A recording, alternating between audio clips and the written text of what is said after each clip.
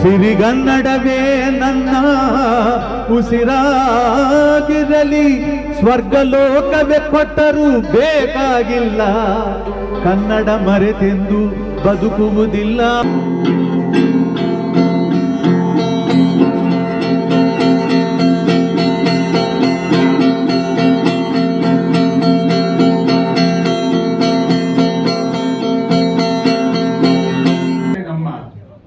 Back ಬೋನೇ ಇಲ್ಲ, ಅವ್ರದ್ದೇ back ಹೋದ್ರೆ ಅವ್ರದ್ದೇ ಬೆನ್ನು ಅವ್ರಿಗೆ ನಿಲ್ಬೇಕು.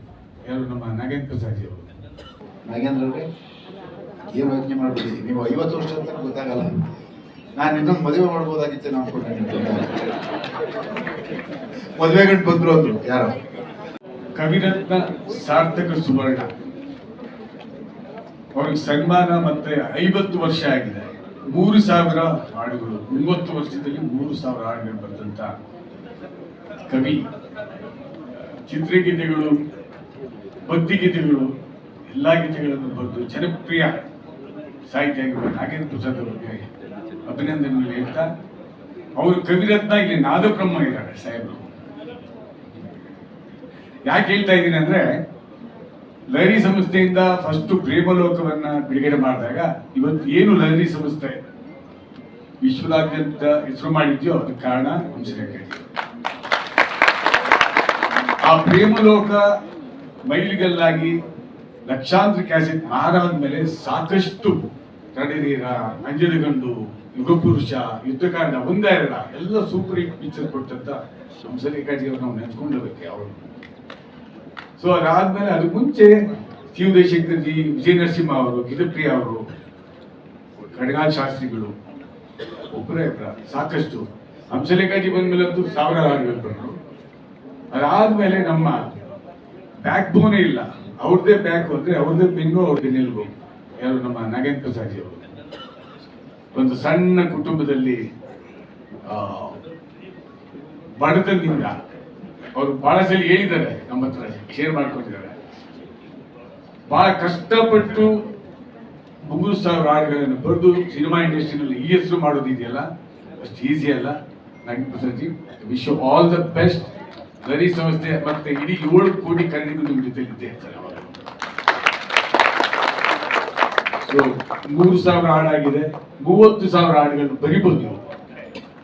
ಯಾಕೆ ಹೇಳಿ, 50 ವರ್ಷ.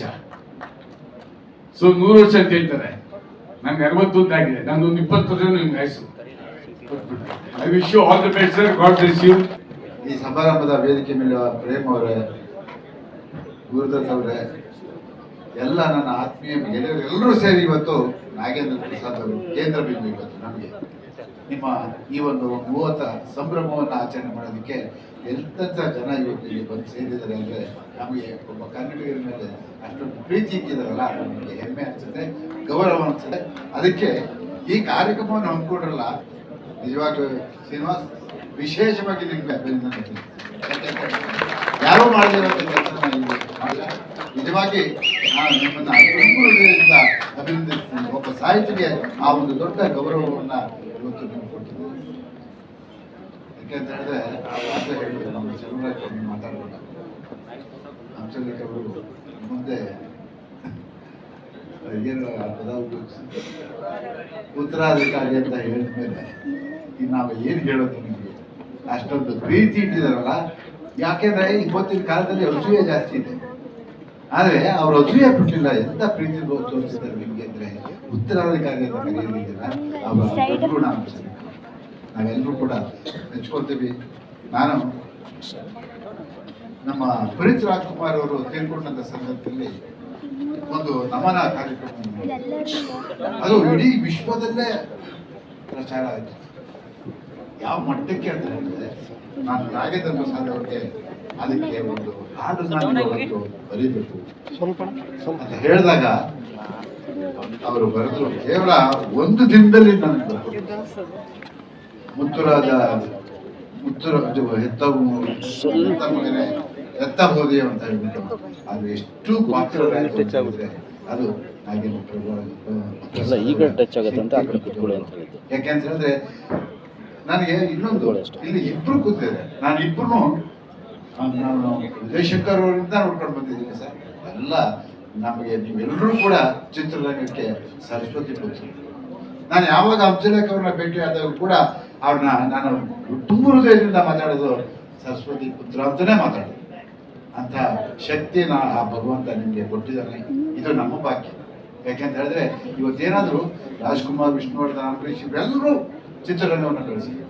ಆದರೆ ನೀವು ಅಂತಾರಾಷ್ಟ್ರೀಯ ಮಟ್ಟದಲ್ಲಿ ನಿಮ್ಮ ಗೀತೆಗಳನ್ನು ಇವತ್ತು ಜನ ಕೇಳುವಂಥದ್ದನ್ನು ಮಾಡ್ಕೊಟ್ಟಿಲ್ಲ. ಅದು ನಮಗೆ. ಹಾಗಾಗಿ ನಿಮ್ಮಂಥವರ ಒಂದು ಬಗ್ಗೆ ಒಂದು ಮಾತಾಡೋದಕ್ಕೆ ನಮಗೂ ಒಂದು ಅವಕಾಶ ಸಿಗ್ತಲ್ಲ ಅನ್ನೋದರ ಒಂದು ಗೌರವ ಸರ್. ಯಾಕಂತ ಹೇಳಿದ್ರೆ ನೀವೆಲ್ಲ ಅಷ್ಟು ಈ ಚಿತ್ರರಂಗಕ್ಕೆ ಸೇವೆಯನ್ನು ಮಾಡಿದ್ದಾರೆ, ಶಕ್ತಿ ತುಂಬಿದ್ದಾರೆ. ಯಾಕೆ ಅಂತ ಹೇಳಿದ್ರೆ ನನ್ನ 3 ಚಿತ್ರಗಳಿಗೂ 4 ಚಿತ್ರಗಳಿಗೂ ಅವರು ಸಂಗೀತ ನಿರ್ದೇಶಕರು. ಕೇಳಿಸಿದೆ ಕಲ್ಲು ಕಲ್ಲು ಕನ್ನಡ ನುಡಿ, ಅದು ಇವತ್ತಿಗೂ ನನ್ನನ್ನು ಉಳಿಸಿರೋದು ಅದು ಒಂದೇ ಹಾಡು. ಹಾಗಾಗಿ ಇವತ್ತು ನಿಮ್ಮೆಲ್ಲರಿಗೂ ಅವ್ರನ್ನ ಅಭಿನಂದಿಸೋದಕ್ಕೆ ಬಂದಿರೋಂಥ ಎಲ್ಲರಿಗೂ ಕೂಡ ನಾನು ಹೃತ್ಪೂರ್ವಕವಾಗಿ ಅಭಿನಂದಿಸ್ತಾ, ನಾಗೇಂದ್ರ ಅವರೇ ಏನು ಯೋಚನೆ ಮಾಡ್ಬಿಡಿ, ನೀವು 50 ವರ್ಷ ಅಂತ ಗೊತ್ತಾಗಲ್ಲ.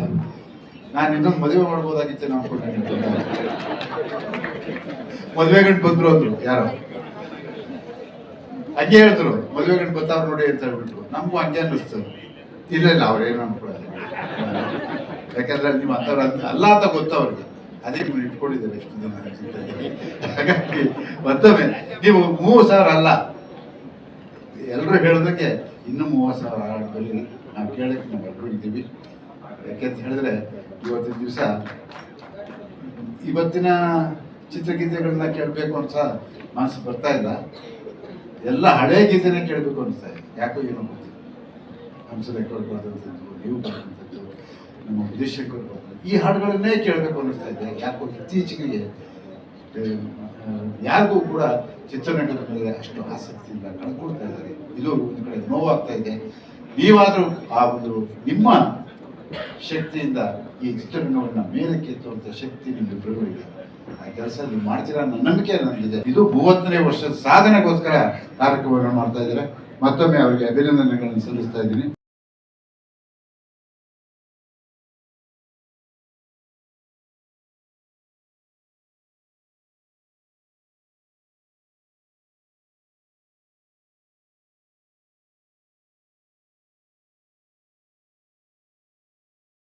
ಸತ್ಯವಿದು ಕನ್ನಡ ನಾಡಲಿ ಹುಟ್ಟಲು ಪುಣ್ಯವು ಬೇಕು. ದೇವರ ದಯೆಯಿಂದಲಿ ಈ ಭಾಗ್ಯವು ದೊರೆತರೆ ಸಾಕು.